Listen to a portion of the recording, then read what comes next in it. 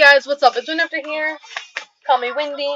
So, last weekend I did the Irish slang video, and if you watched it, great. If you didn't, you're more welcome to go watch it after this or whenever you get a chance. So, the fun thing about I'm gonna real quick recap about last week when I did the Irish slang video. Some of those phrases I kind of expected, but I didn't at the same time.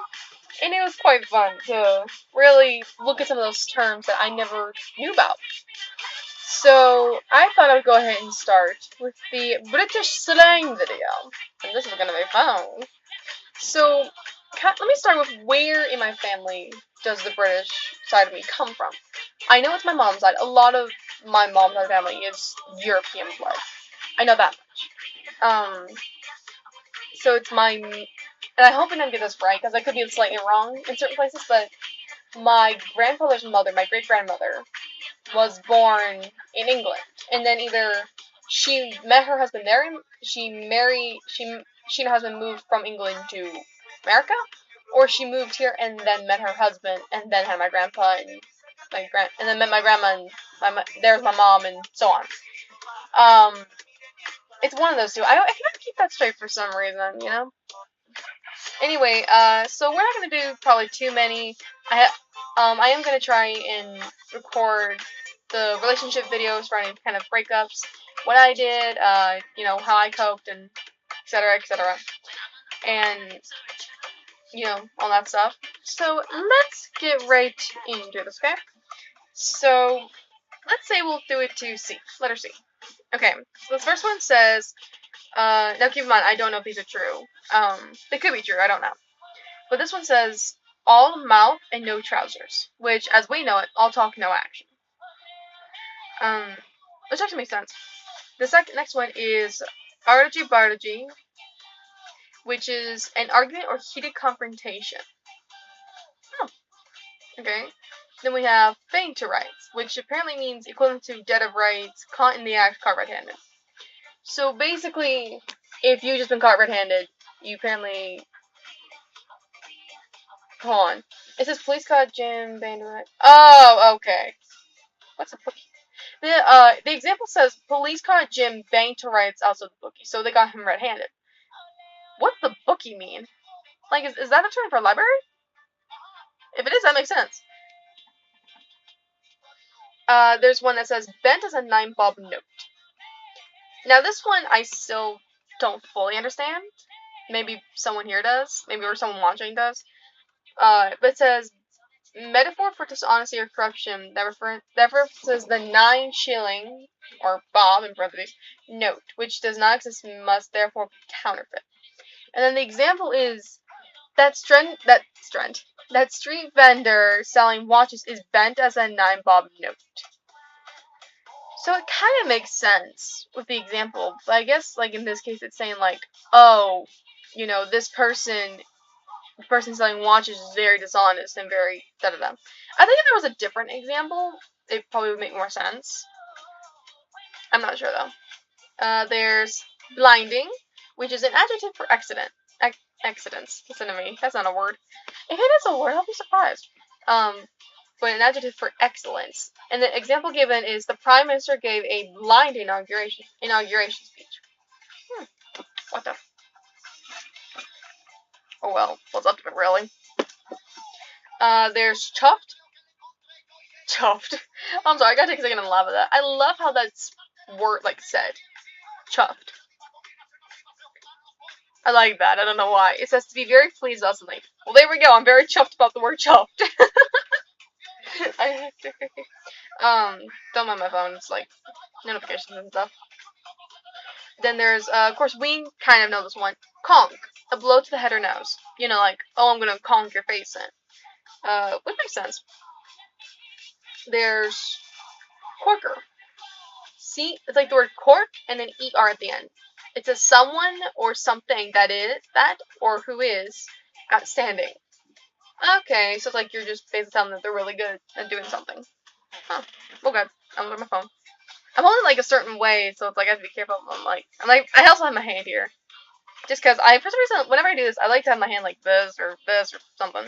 I know it's weird. Okay, and then we have do one's nut. What? To become enraged. Huh. Well, you know. So then let me see.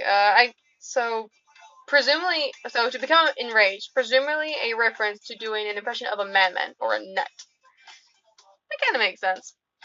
Okay, where are we? We'll do a few more. We'll do a few more. Because I do have some other stuff to do, and I don't make this too long. Plus, it's starting to get dark, and I need to close my shades. A damp squib. And keep in mind, I've looked at some of these, but not all of these. I only got to, like, letter C before. And that was, like, a couple weeks ago. But a damp squib. Something that fails on all counts. Reference to small explosive charges that fail when wet. What? I'm not sure I understand that. It looks like the new midfielder. The example is, it looks like the new midfielder is a damp squib. So basically, it just means that it fails. Why can't it just say that? Why does it say that something that fails on all counts, and then reference to small explosive charges that fail? Oh, I get that now. Basically means like little. Think of like a little piece of dynamite when it apparently, or something, I guess, like a bomb, gets wet and the fuse goes out. I guess that's what I was referring to. Okay, this one says doofer, an unnamed object. Oh, okay, so it's like we say like thingamajig or whatchamacallit or thingy, depending on who you are. And that's basically what a doofer is. Okay. An earwig. Or earwig. To eavesdrop. I never thought about that before. Who knew? I just like looked in the camera for a second. My face looks awesome. Sorry, I just like look at that. There's eaten irons, which means cutlery and eating utensils. Oh. I wonder if my mom knows any of this. I'll have to ask her. There's a fortnight. Now, of course, we've all heard fortnight, whether it be in, like, books, or movies, or whatever. And for those of you who don't know, I've known it for a while, I just never really dove into it, but the meaning is, apparently in British terms, very common British slang for a period of 2 weeks. Yeah, so if you didn't know that now, and you're reading medieval literature or something, and you just don't want to ask because you're, like, scared to, there you go. Fence, which is a person who deals in stolen property. Or in this case, well, it's a noun. When it's a verb, it's to pawn off stolen property to a buyer. Like, the example is, take this watch to the fence and see what you can get. Okay, so oh, I think I get it then. So I guess it's like a pawn shop, but with stolen goods. If you don't understand what I mean by stolen goods, it means, like, stuff that was stolen. Okay, the fuzz. The police. Of course, we know that. Alright, we'll do 3 more, let's say. Okay, gaffer. Boss, foreman, or employer. Let's ask the gaffer if we can go on break. Okay, so it's just the boss. Gutted. A state of extreme despair. And go to despair, which means to become angry, frustrated, distressed, or enraged. And you know what? I'm going to look through here and see what I can find. Okay, I found 2 that are very interesting. Skint. S-K-I-N-T. Without money, broke, or bankrupt. I like that. If you are from, like, England or something, and you say these terms, like, can you tell me if these are real terms so I can use them? Because I can use these in everyday English. No, actually, real quick, I just thought of this, and I thought I would share this with you. So it was a short while back, and we were doing, we're starting to build up to write an essay on plagiarism in my English class. And apparently my teacher noticed that some people were spelling plagiarize wrong. Plagiarize and plagiarizing. Because in American English and UK English, plagiarism is spelled the same. But here, I think it's spelled with a Z, and over there, I think it's spelled with an S. In the UK, it's spelled with an S.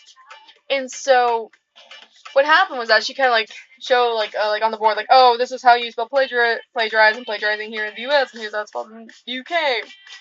And I decided, I wonder if I can get away with it because I'm part British. Or like I've also kind of thought maybe I can make the class laugh with this.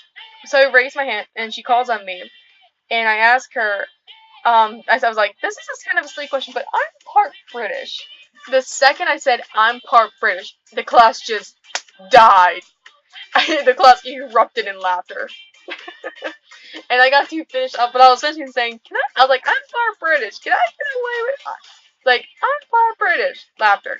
Can I get away with this? And because it's like, the American schools different use the American English and yada yada yada. But anyway, and another one I saw was Spawny, which means lucky. I've also heard that Jammy means lucky. Because I heard that from I can't remember which video it was, but Minilad said it in a video and says like something Jammy. It's like, oh, by the way, you know what it means lucky. If I ever meet him, I need to ask him about some of these. Wait, he did live in the UK for a while. I'm working on it. So anyway, you know what? I think it's gonna do it for this slang terms video. If you guys want to see me do more slang terms or anything, please just let me know. If you have anything maybe you think I can talk about or something you want me to include in the next video, just let me know. I'd be more than happy to share. And I think that's it. So I will see you all in the next video. Mwah. Bye!